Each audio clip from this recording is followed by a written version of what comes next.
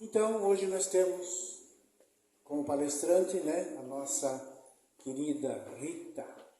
A Rita é uma tarefeira do nosso coração, É o segundo casal, a Rita e o esposo, que fez parte do nosso lar espírita. Então, a Rita é muito especial para nós e para todos vocês. Mas isso não quer dizer que eu sou velha. Não, somos experientes.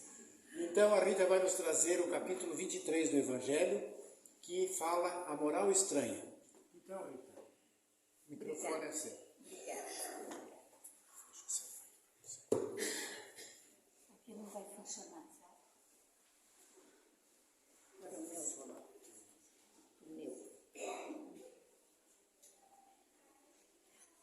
Primeiramente, boa noite.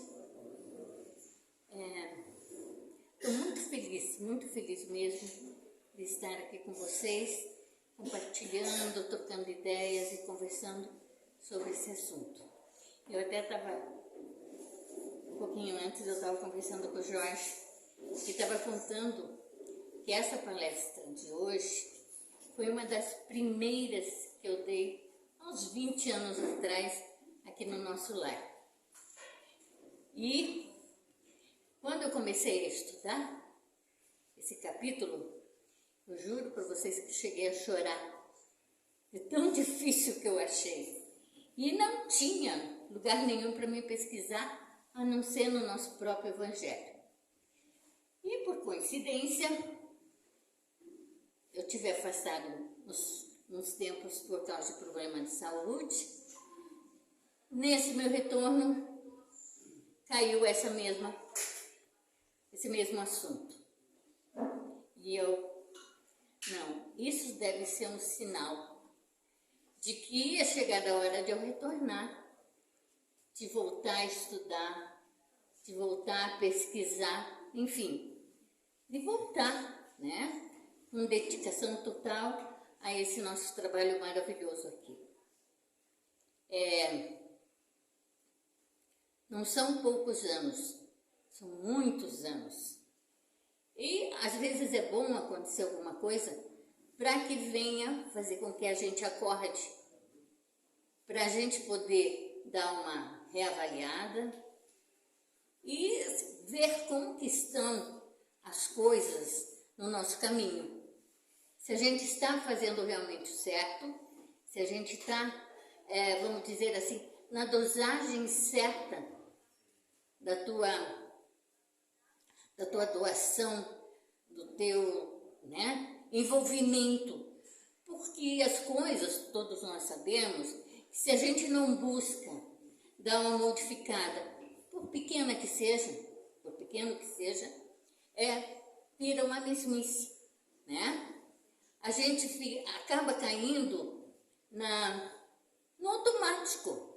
Vai fazendo assim, é como a gente em casa, Eu vou no quarto buscar alguma coisa, mas eu tenho que primeiro retornar à cozinha para depois eu me lembrar. E chega uma hora na vida da gente que não é só nos nossos trabalhos de casa que a gente faz isso. Em outros setores também.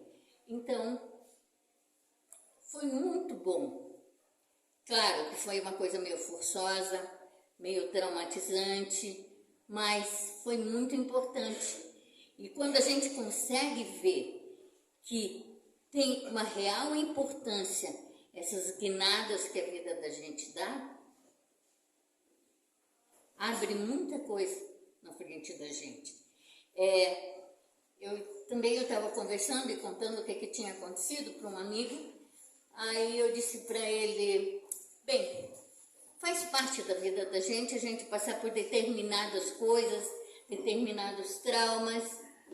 Aí ele disse, mas você acha que isso tem que fazer parte do teu dia a dia, da tua vida?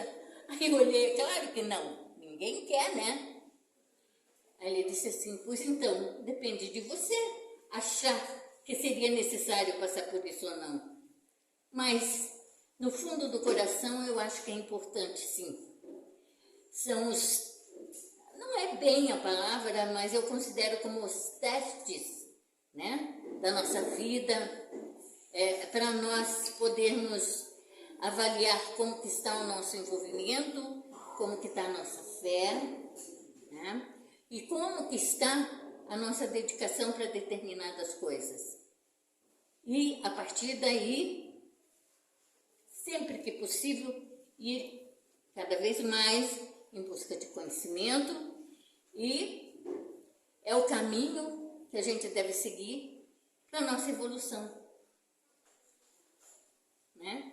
A gente não evolui se a gente não estudar, não é aquele sistema, né, como a gente na escola, mas sempre em busca de conhecimentos diferentes para que a gente possa ter a evolução necessária.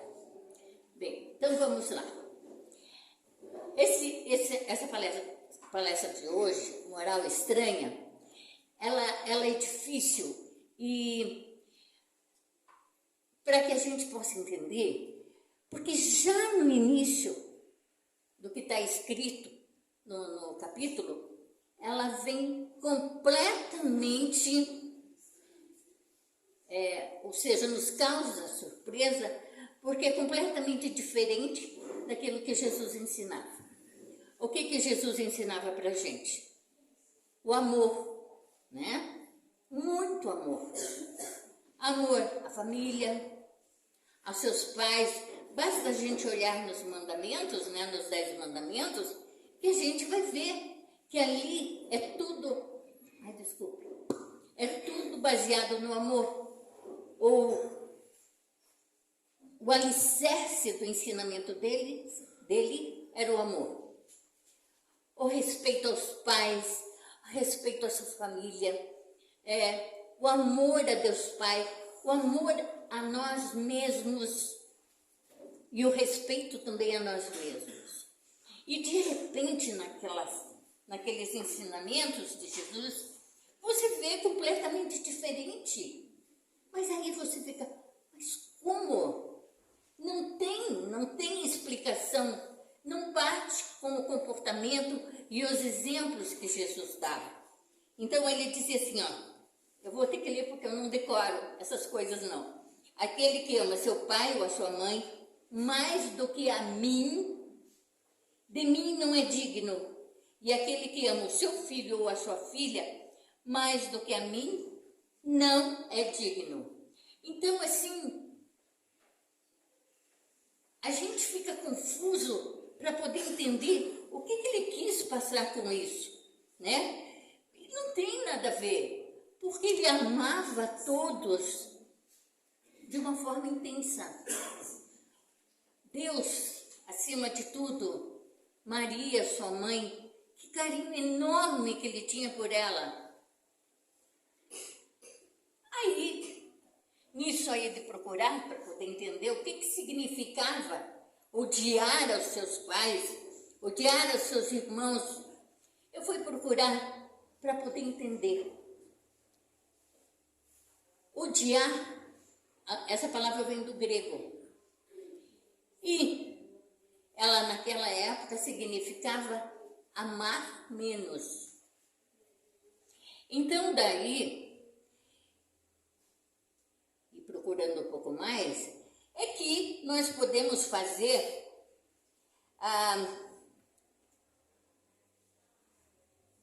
comparação, não é bem essa palavra, mas vocês vão entender. De várias palavras que foram tomando outro significado através do tempo. Tem muitas palavras que nós mesmos não entendemos o significado quando nossos avós falam, né? Esse dia até eu estava brincando, conversando com umas amigas e falando de antigamente. Aí eu lembrei de uma palavra que a minha avó falava e que é muito raro de a gente escutar. Dantes. Dantes era assim que funcionava. Dantes a gente fazia assim. Dantes as pessoas falavam dessa forma. Então, vejam, e é uma época tão próxima da nossa e que essa palavra já ficou no esquecimento. E ela existe. Se a gente for procurar nos nossos dicionários, ela tem. e dá exatamente o significado dela. Então, imaginem palavras do tempo lá de Jesus. E mais uma razão para que essas palavras fossem sendo trocados as suas finalidades, os seus significados, é que o vocabulário daquela época era muito restrito. Então tinha determinadas palavras, e por favor não me perguntem porque eu não sei, que tinham vários significados. Então, quando foram feitas as traduções, ou quando foram escritos, né, as passagens de Deus na Bíblia, muitas vezes elas não foram interpretadas como deveria ser. Não por erro ou porque não quisessem a coisa certa. É porque realmente não se tinha conhecimento e não se tinha como descobrir o que significavam. Porque vocês devem lembrar que esses, vamos dizer, me fugiu a palavra.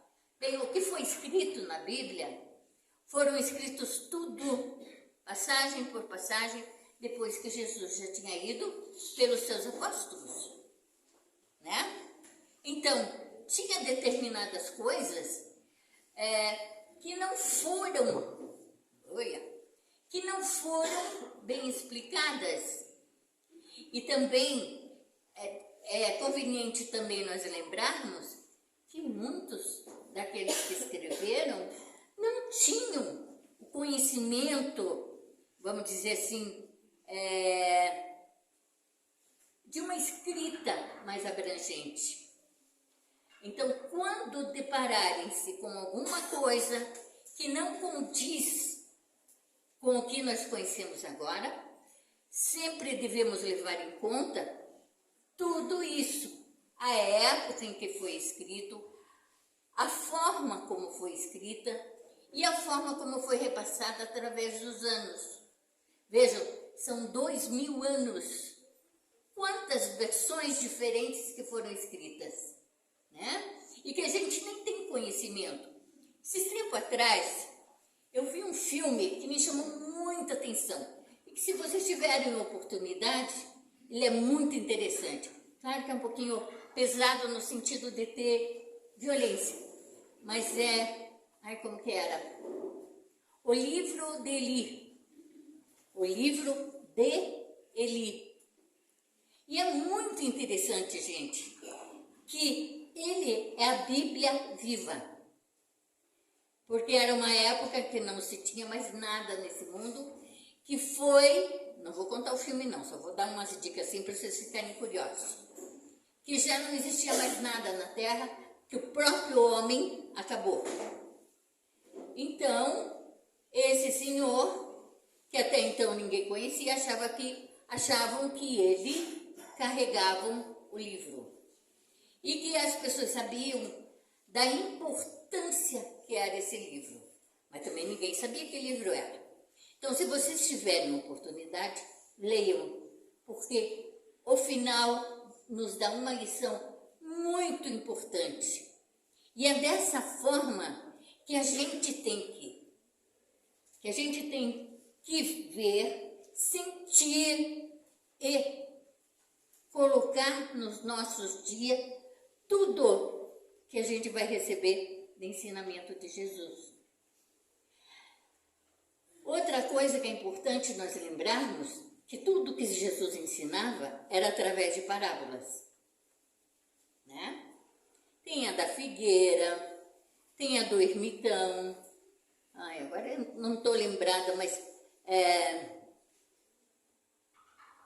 tem uma porção que são conhecidas que agora eu não me lembro, porque era a maneira que ele tinha de alcançar as pessoas através de exemplos, né, vivos, vamos dizer assim.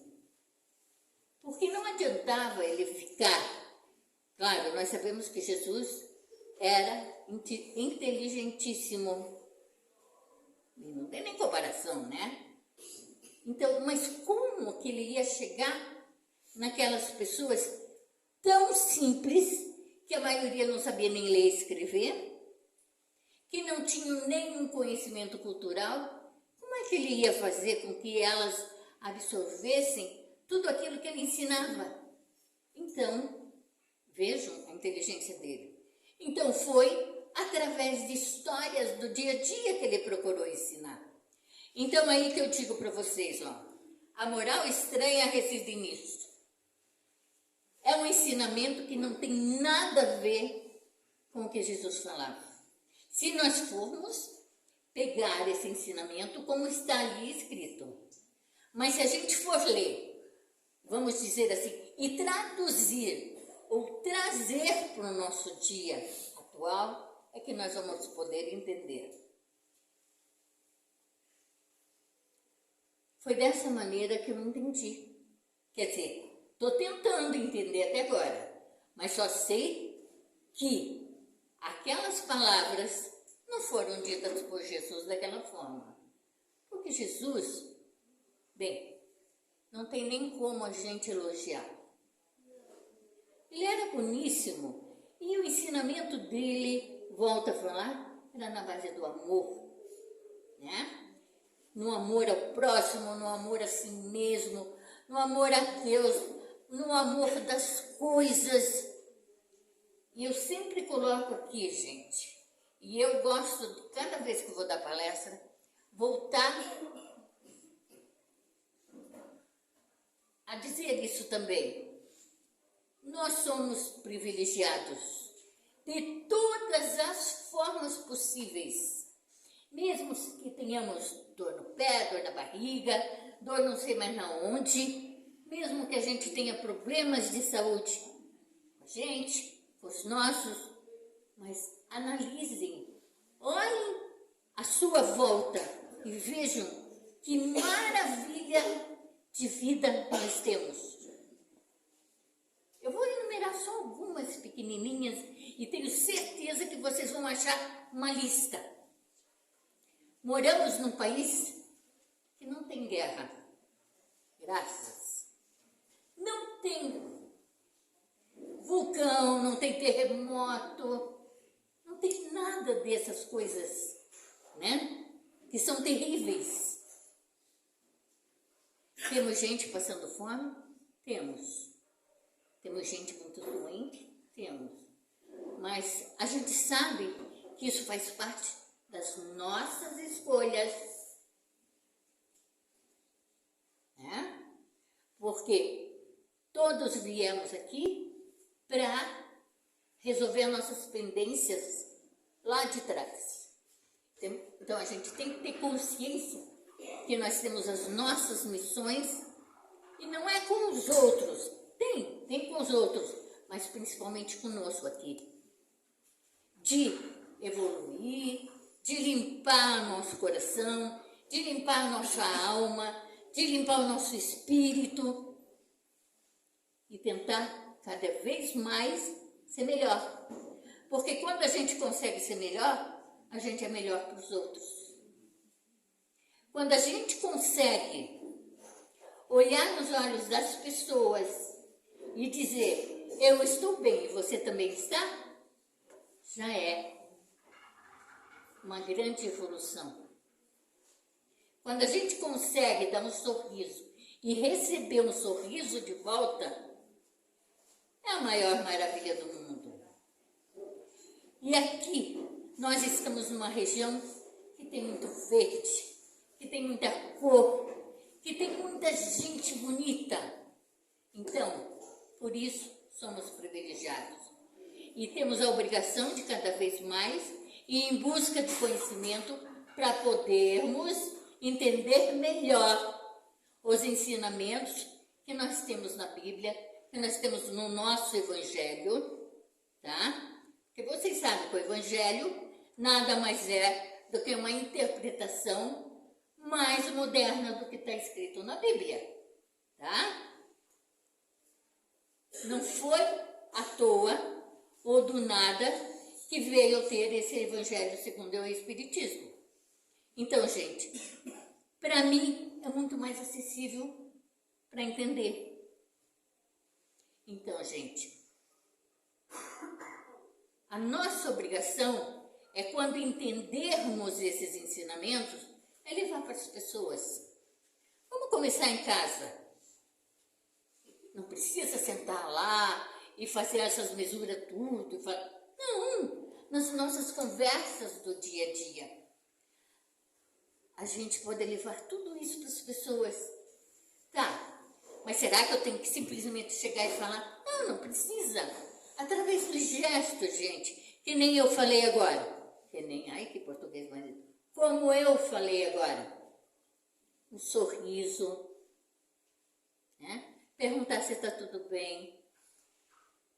Isso é amor ao próximo. Quanta gente que precisa de um sorriso. E quanta gente precisa de um bom dia, uma boa noite. Esse dia o meu neto pegou meu celular e ele, credo, vó, veja quantos bom dia e quantas boa noite. Eu disse, ai, que coisa boa, Pedro Henrique. Porque é tão bom receber uma mensagem. Às vezes eu sei que eu sou meio chata com as minhas mensagens, mas eu recebo cada frase linda. E isso só vem trazer um bem-estar no coração da gente. E eu creio que as pessoas para quem eu mando também gostam. E eu creio que elas também vão ter esse mesmo tipo de sentimento que eu tenho de bem-estar, de começar um dia maravilhoso. Então, gente, vamos começar por aí. Vamos dar bom dias, vamos dar abraços e vamos perguntar como estão. E isso já é um processo de evolução. E isso já pode fazer parte da nossa reforma íntima.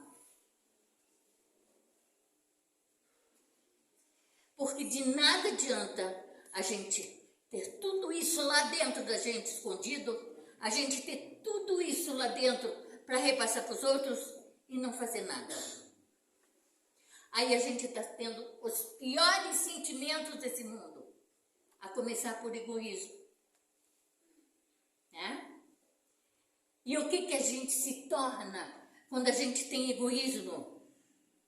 Pessoas amarguradas.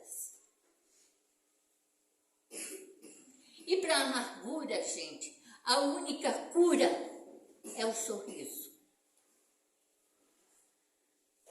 E isso se não levar para coisas piores, né? Lá cai uma depressão triste lá, que pode dar um final muito triste. Então, vamos começar aqui dentro, fazer as nossas modificações e mostrar para o mundo que a gente fez e que todo mundo é capaz de fazer. E agora só que eu vou tirar um pouquinho a alegria de todo mundo. Eu já estou tentando faz mais de 20 anos e não consegui ainda. Sempre tem alguma coisinha para a gente mudar. Sempre tem alguma coisinha para que a gente possa dar um empurrão para transformar alguma coisa dentro da gente. E isso faz parte da nossa vida.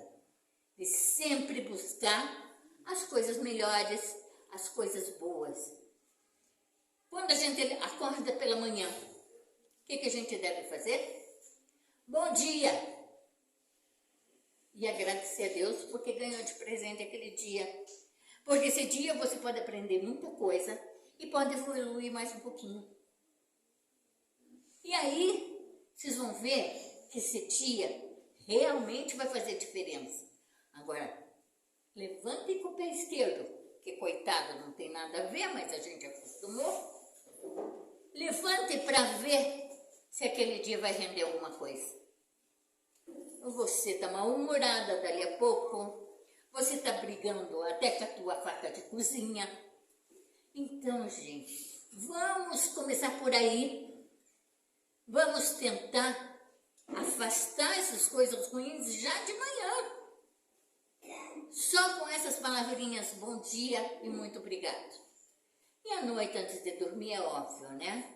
Agradecer por aquele dia, não importa o que aconteceu, porque alguma coisinha deve ter se salvado, e pedir para que o anjo da guarda te cuide durante aquele sono. E que mesmo durante o sono, você possa receber muita luz, muita paz e aprendizado. Porque vocês sabem, né, que durante o sono a gente se desprende do corpo, né? E que a gente fica ligado ao nosso corpo através de um cordão. Então, enquanto tem o cordão, você fica passeando. Quantas vezes de nós termos aquela sensação, mas eu já passei por aqui, eu não sei como, mas eu já conheci o lugar. Ou então, eu conheço a pessoa, não sei de onde, e nunca viu. Isso é o resultado daquilo que a gente chama de sonho. E que, na realidade, são as tuas viagens astrais, que é claro que a gente não vai lembrar, a não ser aqueles que são muito, né, capazes, ou que têm um dom muito grande.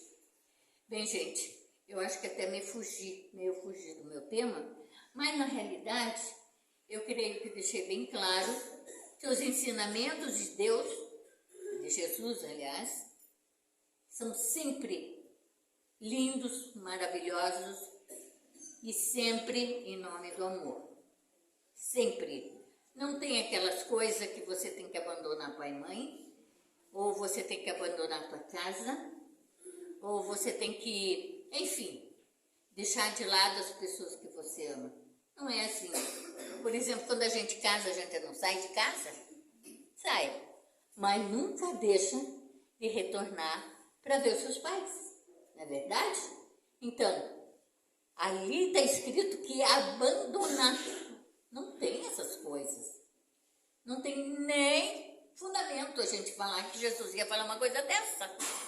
Se ele tinha o maior carinho do mundo pelo seu pai e pela sua mãe, como é que ele ia querer que os seus filhos, né, fizessem algo assim? Então, lembrem-se sempre de quando vocês verem alguma coisa esquisita, de tentar entender o que ele quis dizer para aquelas pessoas simples e humildes daquela época, tá? Bem, e como sempre faço, eu gosto de deixar uma mensagem do Momento Espírita para vocês refletirem um pouquinho.